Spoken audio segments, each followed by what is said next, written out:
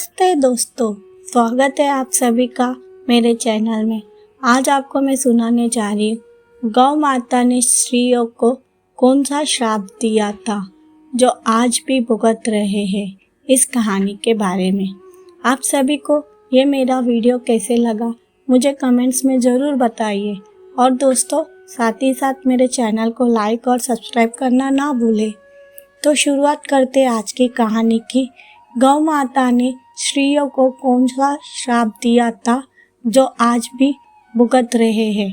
क्या आप जानते हैं कि गौ माता ने समस्त स्त्रियों को ऐसा श्राप दिया था जिसके वजह से आज तक समस्त नारी जाति उस श्राप को भोग रही है। गौ माता का एक ऐसा श्राप जिसे टाला नहीं जा सका। वह श्राप कौन सा था, चलिए हम जानते हैं इस कथा के माध्यम से। एक समय की बात है, भगवान श्री कृष्ण ने अपने आसन पर विराजमान थे।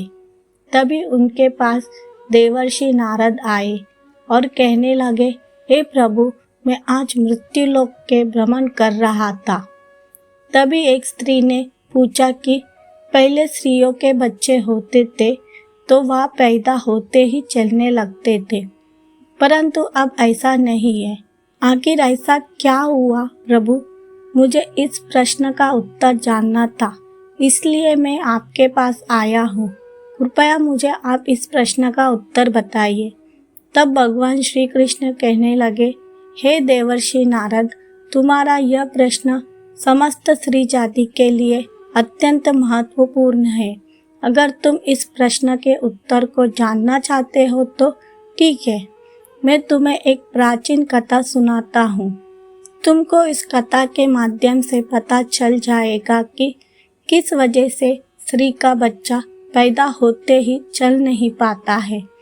तब देवर्षि नारद कहने लगे, हे प्रभु, मैं इस कथा को पूरा सुनूंगा, कृपया आप कथा को सुनाना प्रारंभ कीजिए। तब भगवान श्री कृष्ण कहने लगे, हे देवर्षि नारद, एक गांव में एक देवदत्त नाम का व्यक्ति रहता था। देवदत्त एक स्वार्थी व्यक्ति था। देवदत्त के पास एक गाय थी। वह गाय दूध देती थी। देवदत्त उस गाय को हरा भरा चारा खिलाकर उसका दूध निकालता था और उस दूध को बेचता था।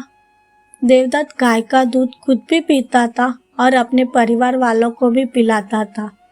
गाय के दूध के वजह से ही देवदत्त अपना घर का खर्चा चलाता था। देवदत्त का समय इस तरह से व्यतीत हो रहता था। कुछ दिनों के बाद एक समय ऐसा आया जब देवदत्त को गाय ने दूध देना बंद कर दिया। जैसे ही गाय ने दूध बंद कर दिया तो इधर देवदत्त ने उस गाय को चारा डालना भी बंद कर दिया। और फिर एक दिन ऐसा आया कि उस देवदत्त ने गाय को बहुत मारा पीटा और उसने उस गाय को अपने घर से ले जाकर जंगल में छोड़ दिया। अब वह गाय बेचारी अकेली पड़ गई। बेचारी गाय अकेली जंगल में इधर उधर घूमती फिरती थी।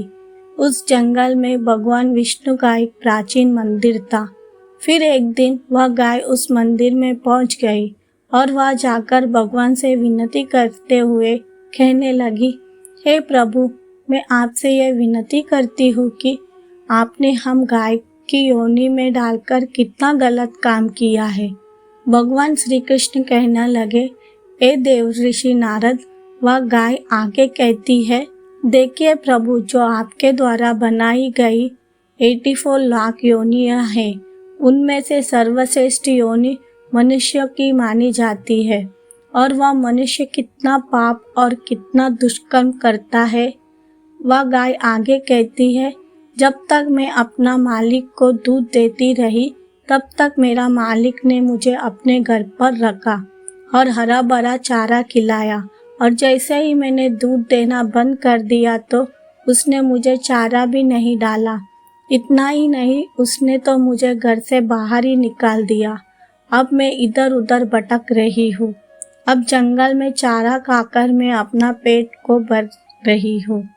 हे प्रभु, आपने जो सर्वश्रेष्ठ योनि मनुष्य की बनाई है, या तो बड़ी ही स्वार्थी और लालची योनि है।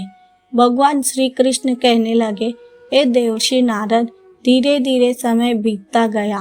गाय बेचारी उस जंगल में उधर इधर भटकती रही। फिर एक दिन वह गाय देवदत्त के द्वार पर चली गई। फिर देवदत्त ने जब उस गाय को अपने द्वार पर देखा तो देवदत्त भागता हुआ लाठी लेकर आया और उस गाय को मारता हुआ जंगल की तरफ छोड़कर वापस चला गया। भगवान श्री कृष्ण कहने लगे, ए देवर्षि नारद, फिर धीरे धीरे जब वह गाय एक दिन गर्भवती हो जाती है तो अब जैसे ही 4-5 महीने का गर्भ हुआ तो उस जंगल में से एक स्त्री गुजर रही थी।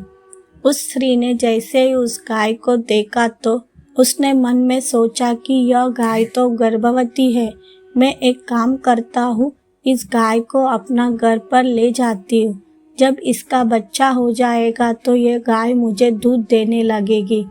तब मैं इसका दूध खुद पीऊँगी और साथ ही साथ अपने परिवार वाले को भी पिलाऊंगी और बिक्री भी करूंगी।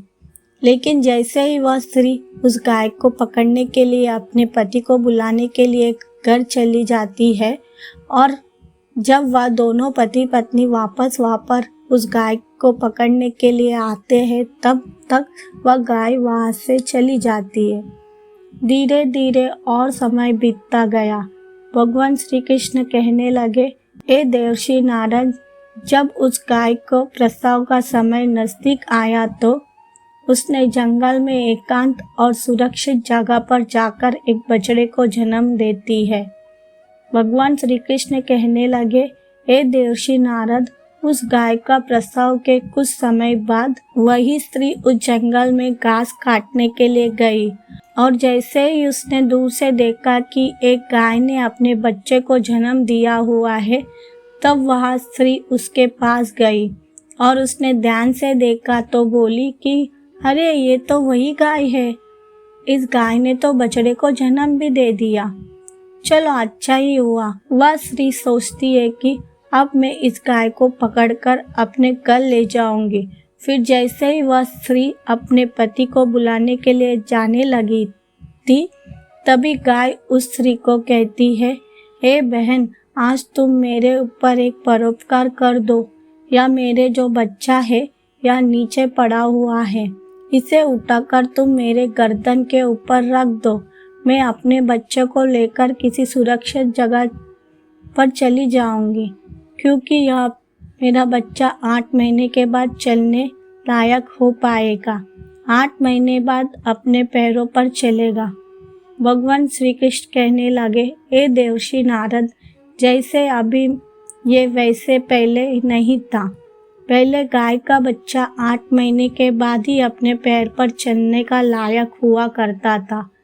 भगवान श्री कृष्ण कहने लगे, हे देवर्षि नारद, लेकिन जैसे ही उस स्त्री ने गाय की बात सुनी तो वह बहुत ही जोर जोर से हंसने लगी और कहने लगी, तुम्हारा बच्चा इतना गंदा है, इतनी गंदगी में पड़ा हुआ है, मैं तुम्हारे बच्चे को उठाकर तुम्हारे कंधे पर क्यों रखूं? मैं तुम्हारे ऊपर या परोपकार क्यों करूं? उस स्त्री ने उस गाय का बहुत मजाक बनाया। उस समय गाय बेचारी असहाय थी, वह अपने बच्चे को उठा नहीं सकती थी। भगवान श्री कृष्ण कहने लगे, ए देवर्षि नारद, उस समय दुखी होकर गाय ने श्राप दे दिया। उसने श्राप देते हुए कहा कि जो आज तुम्हारा बच्चा जन्म लेने के बाद तुरंत चलने लगता है, लेकिन आज मैं श्राप देती हूँ कि तुम्हारा बच्चा जन्म लेने के 10 महीने के बाद ही अपने पैर पर चलने का लायक होगा। और जो या मेरा बच्चा आज चल नहीं पा रहा है या आज के बाद पैदा होते ही कुछ देर बाद अपने पैरों पर चलने लायक हो जाएगा। भगवान श्री कृष्ण कहने लगे, हे देवर्षि, इस श्राप के कारण स्त्री का बच्चा जन्म लेते ही अपने पैरों पर चल नहीं पाता। सतयुग में सुखदेव मुनि पैदा होने के तुरंत बाद ही अपने पैरों पर चलने लगे थे और वेदव्यास जी भी जन्म लेने के तुरंत बाद ही अपने पैरों पर चलने लगे थे। ये बात तो सतयुग की थी, लेकिन कलयुग में ऐसा नहीं है। कलयुग में बच्चे को अपने पैरों पर चलने के लिए कम से कम 10 महीना लग जाता है। इसका कारण यही है क्योंकि गाय ने समस्त स्त्री जाति को श्राप दिया था। उस दिन से समस्त स्त्रियों के जो बच्चे पैदा होता ही चलने लग जाते थे, उनकी प्रक्रिया वहीं पर रुक गई। गाय के श्राप के कारण श्री का बच्चा 10 महीने के बाद ही चलने लायक बन पाता है और गाय का बच्चा उस दिन से ही अपने पैरों पर चलना लायक हो जाता है जिस दिन वह पैदा होता है। इसलिए किसी की भी आत्मा को कष्ट नहीं देना चाहिए और यही सनातन धर्म का सबसे बड़ा धर्म है। गोस्वामी तुलसीदास जी ने लिखा है, परहित सरल धर्म नहीं है, दूसरे को दुख में दुखी हो जाना, दूसरे के काम आना सबसे बड़ा धर्म माना गया है। तो इसलिए हम असहाय पशुओं और पक्षियों की सहायता करना चाहिए। गाय के श्राप की वजह से ही जितने भी पशु पक्षी हैं, उन सबके बच्चे जन्म लेने के तुरंत बाद चलने लग जाते हैं, लेकिन स्त्रियों के बच्चे पर इसका विपरीत प्रभाव पड़ा कि जन्म के तुरंत बाद श्री का बच्चा चलने लायक नहीं बन पाता। एक श्री की गलती से ही आज समस्त मानव जाति की महिलाओं को उस श्राप का खामियाज आज भी भुगतना पड़ रहा है।